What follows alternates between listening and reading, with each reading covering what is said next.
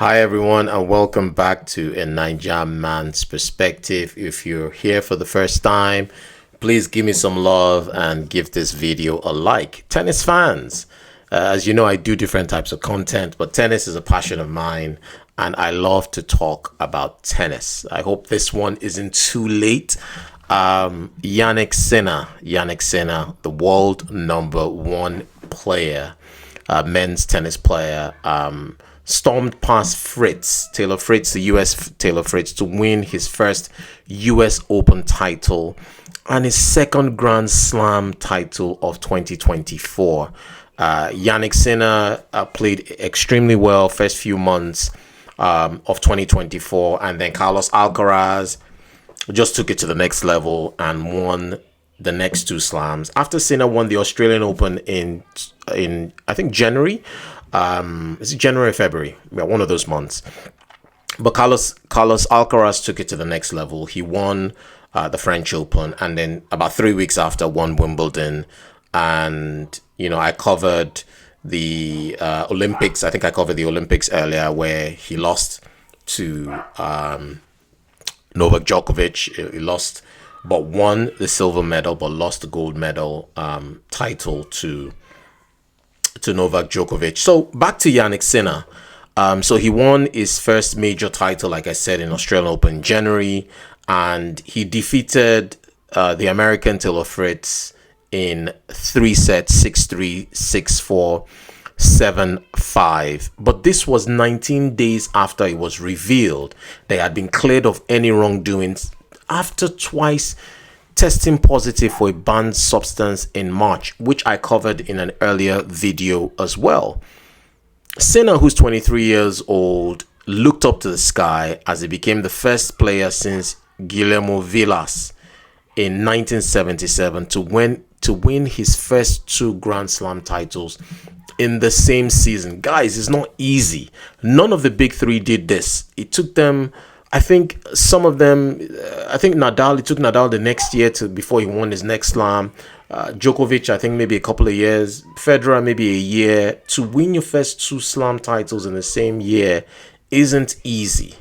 It's not easy at all. Sinner said the title meant so much to him because the last period of his career was not easy, referring to the drug test I mentioned earlier. And he cried and he dedicated the victory to his aunt, who wasn't feeling well, or he isn't feeling well at the time. And, he said he didn't know how much longer he has her in his life. So that probably was one of the motivations that he had to win this title. But for Fritz, Fritz did well. He is the first American male Grand Slam finalist in a very long time. So Andy Roddick, about 21 years ago, won the US Open. And since then, America has been waiting for a men's player to come and do this. So we've had the likes of James Blake. We've had the likes of, Tiafoe, Ben Shelton, and other US players that have gotten to top 20, top 30 in the world, but Fritz is the first to become a finalist in quite some time. And Fritz said, he's sorry he couldn't get the job done at this point, but perhaps from what I saw, there's more to come from Fritz. Good run to get to the final. So if you remember, when Sinner won Australian Open this year, he had to win from 2 sets down. So he played Daniel Medvedev in a final. Medvedev was leading 2-0, and Sinner came back and won 3-2. But this time around, it was more straightforward in New York. He didn't really look troubled by Fritz. Fritz was struggling to get any kind of momentum. As I said earlier, Sinner had twice tested positive for low levels of a metabolite of clostebol, a steroid that can be used to build muscle mass. This was done in March. But Sinner was ruled to bear no fault or negligence for the positive test by the International Tennis Integrity Agency, which found he had been inadvertently contaminated by his physiotherapist, who he has subsequently parted ways with. So he's gotten rid of the physio, he's gotten rid of the fitness trainer, but questions still continued about whether Sinner's case had been handled differently to those of other players because of his world number one status. So guys, I need your comments. I need your views on this one. Do you think he was treated unfairly because his world number one is a moneymaker for the ATP and the ITF, and that's the reason why they are treating him differently from, say, somebody who is world number 300? But fair credit, fair play, and credit to Sinner. He was able to put the controversy behind him. He had tough matches with UK's Jack Draper and Medvedev, and this year he and Carlos Alcaraz, the French Open and Wimbledon champion, have split the Grand Slam spoils between them this year. So like I mentioned earlier, Carlos Alcaraz won the French Open and Wimbledon, and Sinner has won the first and the last slams of the year. So he won the Australian Open in January, and he's just won the US Open this month. So it's interesting. It marks a new era of tennis. The 24-time major winner Novak Djokovic, who is the greatest player of all time, was knocked out in the third round and ends the year without a Grand Slam title for the first time since 2017. So guys, what do you think?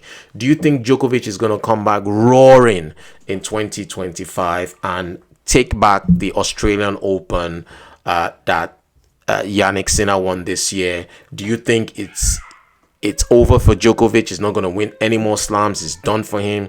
Do you think this era has started and will continue, and Carlos Alcaraz or Jannik Sinner will dominate?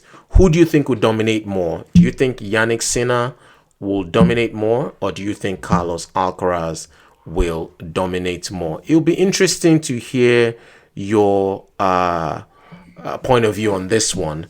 Now, Sinner has participated in 6 finals this year, and he's won 6 titles, guys.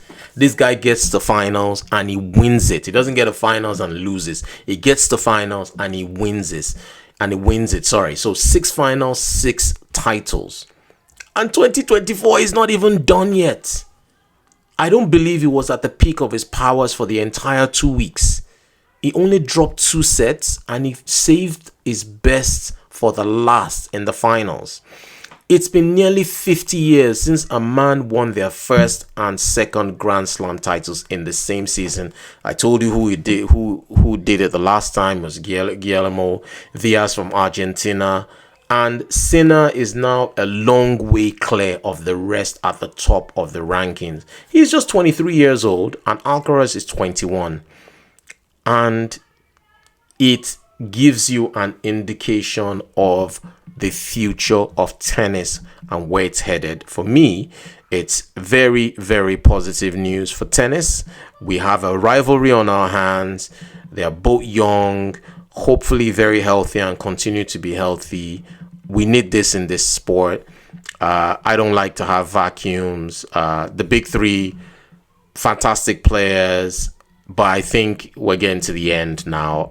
And Sinner and Alcaraz and somebody else is going to come and probably try and stop the party. So guys, if you're here for the first time, please subscribe to this channel, like this content and share it to as many people as possible. And I'll see you in the next one.